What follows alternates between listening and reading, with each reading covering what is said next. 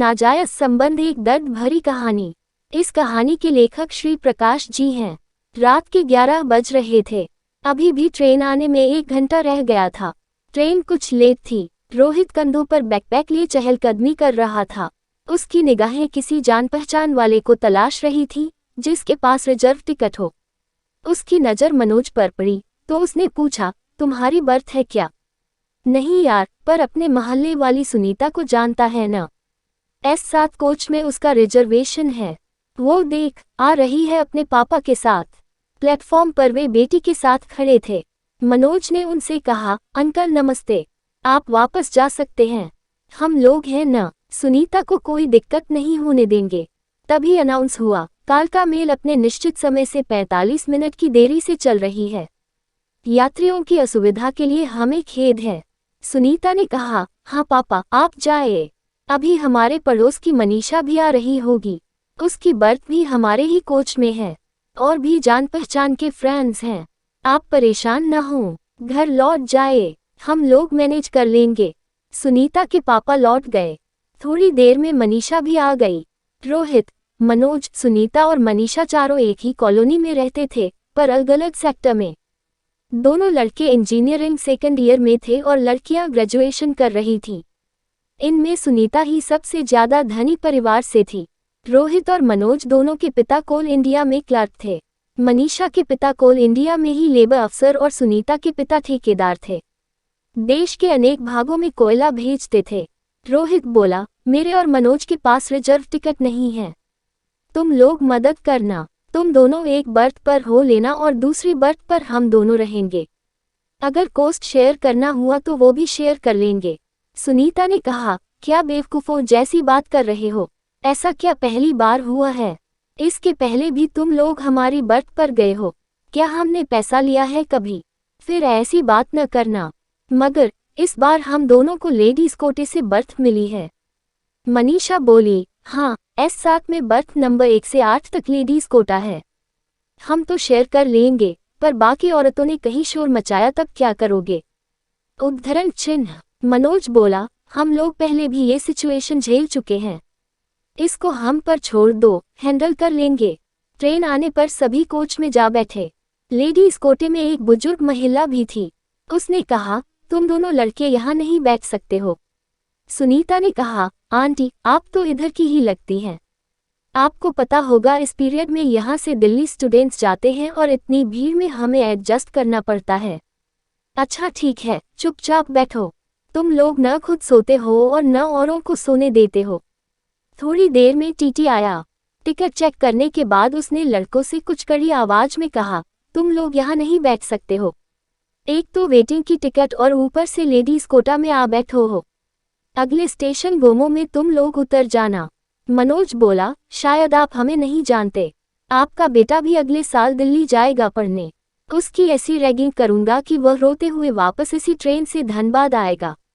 बाकी आपकी मर्जी। टीटी ने कहा, तुम लोग तो गजब ही हो, जो चाहे करो, पर मैं तो मुगल सराय में उतर जाऊंगा।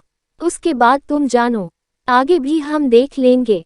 पर आप अपने रिलीवर को भी हमें तंग न करने को कह देते तो अच्छा होता। सुबह के 7 बजे ट्रेन मुगल सराय पहुंची। वहां ट्रेन कुछ देर रुकती है। रोहित और मनोज दोनों प्लेटफॉर्म पर उतरकर टी स्टॉल पर सिगरेट पी रहे थे। उन्हें देख सुनीता और मनीषा भी उतर गईं। सुनीता ने मनीषा से कहा, चल 1-2 फूंक हम भी मार लेते हैं। दोनों उनके निकटाई। सुनीता बोली, क्या अकेले अकेले पी रहे हो? आओ तुम भी पियो, मनोज ने कहा और चाय वाले से 2 कप चाय लेकर उनकी ओर बढ़ा दिया। सुनीता बोली, और सिगरेट? उद्धरण चिन्ह। मनोज ने अपना सिगरेट बढ़ाते हुए कहा, लो 2 कश तुम भी ले लो। अगर मनीषा को भी चाहिए तो। नहीं, मुझे नहीं चाहिए, मनीषा बोली। सुनीता ने कहा, मैं शेयर नहीं करूंगी, मुझे अलग से नया सिगरेट दो। मनोज ने उसे सिगरेट जला कर दिया। 2-3 कश लेने के बाद सुनीता ने सिगरेट फेंककर उसे सैंडल से बुझा दिया। यह देखकर मनोज बोला, तुम्हें पीते देखकर यह नहीं लगा कि तुम पहली बार पी रही हो। फिर तुमने नाहक ही मेरा सिगरेट बर्बाद कर दिया। पैसे चाहिए सिगरेट के, तुमसे बहस करना बेकार है। खैर, सभी वापस ट्रेन में जा बैठे। रात के करीब 9 बजे ट्रेन दिल्ली पहुंची। चारों एक टैक्सी में बैठे। मनीषा और सुनीता को उनके हॉस्टल में छोड़ मनोज और रोहित अपने हॉस्टल पहुंचे। चारों एक ही शहर और कॉलोनी के रहने वाले। ट्रेन में आना जाना अक्सर साथ होता था। मनोज और रोहित के ब्रांच अलग थे। मनीषा और सुनीता के कॉम्बिनेशन एक ही थे, इसलिए उनमें कुछ दोस्ती थी। सुनीता नेचर से ज़्यादा फ्रैंक और डोमिनेटिंग थी। किसी से अनचाहा एनकाउंटर होने से या कोई मनीषा को तंग करता तो वह मनीषा को प्रोटेक्ट किया करती थी। मनीषा अंतर्मुखी थी। इसी तरह ये चारों कभी ट्रेन में मिलते तो कभी किसी मॉल या मल्टीप्लेक्स में तो देर तक आपस में बातें करते। मनोज और मनीषा के स्वभाव में अंतर था, फिर भी दोनों एक दूसरे के करीब आए। रोहित और मनोज दोनों ने बीटेक पूरा किया और मनीषा और सुनीता ने पीजी। मनोज ने नोएडा में नौकरी ज्वाइन किया। मनोज और मनीषा ने माता पिता की मर्जी के विरुद्ध कोर्ट मैरिज किया। रोहित और सुनीता उनकी शादी में आए थे। 1 साल बाद दोनों अमेरिका चले गए। मनोज अपने जॉब वीजा H1B पर गया था और मनीषा उसकी आश्रित H4 वीजा पर। कुछ दिनों बाद मनीषा को भी EAD मिला, जिससे वह भी नौकरी कर सकती थी। उसने भी नौकरी ज्वाइन की। उन्हें 2 बेटियां थीं। मनीषा का काम वर्क फ्रॉम होम होता था। यह उसके लिए एक वरदान था, वह अपनी बेटियों का भी ध्यान रख सकती थी।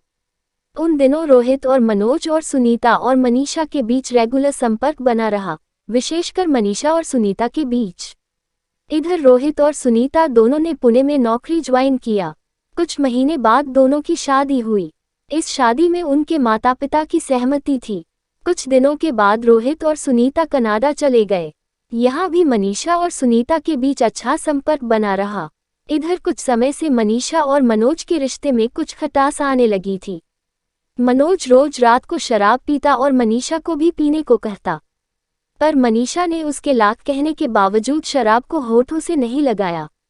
इसके चलते मनोज उससे बहुत नाराज रहता। कभी भी वह गाली गलौज पर भी उतर आता। धीरे धीरे उनके बीच कड़वाहट बढ़ती गई, पर मनीषा ने अपना दुख सुनीता के सामने जाहिर नहीं किया। एक बार तो मनोज ने मनीषा पर हाथ तक उठा दिया था। इसी तरह लड़ते झगड़ते करीब 10 साल गुजर गए। एक बार जब मनीषा और सुनीता वीडियो चेक कर रही थी, उसी बीच मनोज ने कॉलबेल बजाया। मनीषा को दरवाजा खोलने में कुछ वक्त लगा। उसने फोन हाथ में लिए दरवाजा खोला। दरवाजा खुलते ही मनोज उस पर गरज पड़ा, बिच तुमको डोर खोलने में इतना टाइम क्यों लगा। मनीषा ने झट से फोन काट दिया, पर तब तक बहुत देर हो चुकी थी और सुनीता को मामला समझने में देर नहीं लगी। एक दूसरे से नाराज है और बातचीत करीब बंद है, फिर अपने ही 1-2 दिन में ठीक हो जाएगा। Are you sure? तुम कहो तो मैं मनोज से कुछ बात करूं। उद्धरण चिन्ह। नहीं, इसकी जरूरत नहीं है। कहीं ऐसा ना हो बात और बिगड़ जाए। मैं मैनेज कर लूंगी। ओके, फिर भी देखना, जरूरत पड़ने पर मैं या रोहित अगर तुम्हारे कुछ काम आ सके तो बहुत खुशी होगी हमें। सुनीता कनाडा लौट आई। उसने रोहित को मनोज और मनीषा के बारे में बताया। सुनीता बोली, मैं मनीषा को बहुत पहले से और अच्छी तरह जानती हूँ। वह अंतर्मुखी है, अपने मन की बात जल्द किसी को नहीं बताती है। रोहित, क्या हमें उसकी मदद नहीं करनी चाहिए? जरूर करनी चाहिए, बशर्ते वह मदद मांगे। मियां बीवी के बीच में यूं ही दखल देना ठीक नहीं है। फिलहाल let us wait and watch. कुछ दिनों बाद सुनीता ने मनीषा को फोन किया। फोन उसकी बेटी ने उठाया। सुनीता को बेटी की आवाज सुनाई पड़ी, मम्मा, सुनीता आंटी का फोन है। क्या बोलूं? बोल दे, मम्मा अभी सो रही है। सुनीता ने फोन काट दिया। उसे दाल में कुछ काला लगा। एक तो यह उसके सोने का टाइम नहीं था और दूसरे मनीषा की आवाज रोआसी थी। उसने समझ लिया कि जरूर आज फिर मनीषा के साथ कुछ बुरा घटा होगा। रोहित कभी मनोज को फोन करता तो रोहित महसूस करता कि उसे बातचीत करने में कोई दिलचस्पी नहीं है।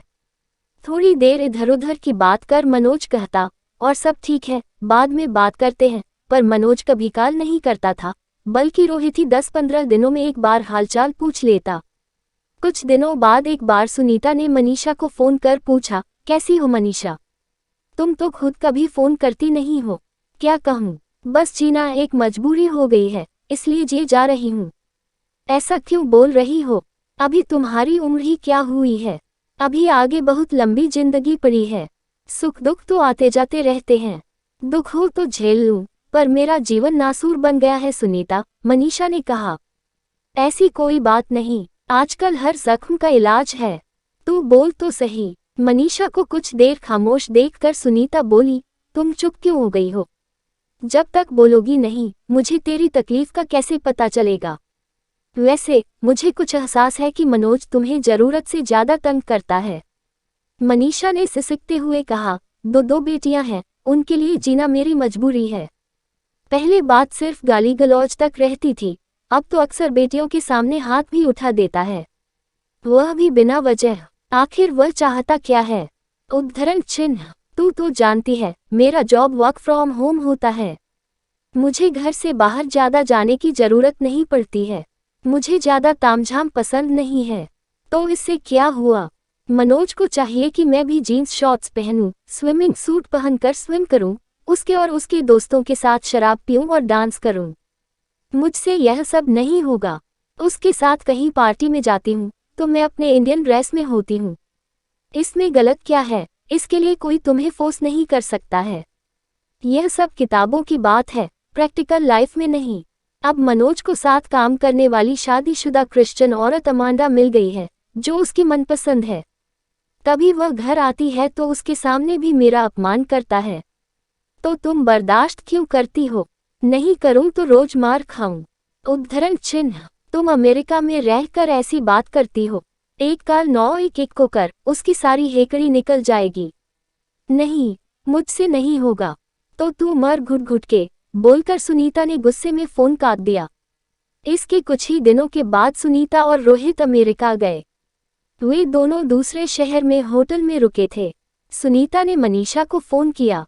मनीषा का फोन बेडरूम में था। उसकी बड़ी बेटी वहीं थी। उसने कहा, 1 मिनट, मैं मम्मा को देती हूँ। फोन वीडियो कॉल था। बेटी फोन लिए लिविंग रूम में आई, जहां मनोज और अमांडा शराब पीकर म्यूजिक पर डांस कर रहे थे। मनीषा मनोज को अमांडा को घर से बाहर निकालने के लिए बोल रही थी। इस पर मनोज मनीषा को गालियां दे रहा था और बोल रहा था, यह नहीं जाएगी, तुझे जाना होगा, बोलकर वह मनीषा को घसीटने लगा। अमांडा भी उसका साथ दे रही थी। मनीषा को दरवाजे के बाहर निकालकर मनोज ने दरवाजा बंद कर दिया। उधर सुनीता यह सब देख रही थी और रिकॉर्ड कर रही थी। सुनीता को यह सब सहन नहीं हुआ। उसने फोन काट दिया और तुरंत 911 पर कॉल कर पूरी बात बता दी। कुछ ही मिनटों के अंदर मनीषा के घर पुलिस पहुंच गई। यहाँ मनीषा कौन है? मैं ही हूँ। क्या बात है? हमें सुनीता ने फोन कर आपकी मदद करने के लिए कहा है। वैसे सुनीता ने वीडियो क्लिप भी भेजी है। आप अपना स्टेटमेंट रिकॉर्ड करवा दें। मनोज कौन है? वे मेरे पति हैं और अंदर हैं। पुलिस के बेल दबाने पर मनोज ने दरवाजा खोला तो उसे देखकर हक्का-बक्का रह गया। पुलिस ने कहा, आपको मेरे साथ थाने चलना होगा।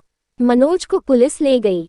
सुनीता ने फोन पर मैसेज भेजा था, तुम दोनों बेटियों के साथ कनाडा आ जाओ, वहां से अपनी नई जिंदगी की शुरुआत करना।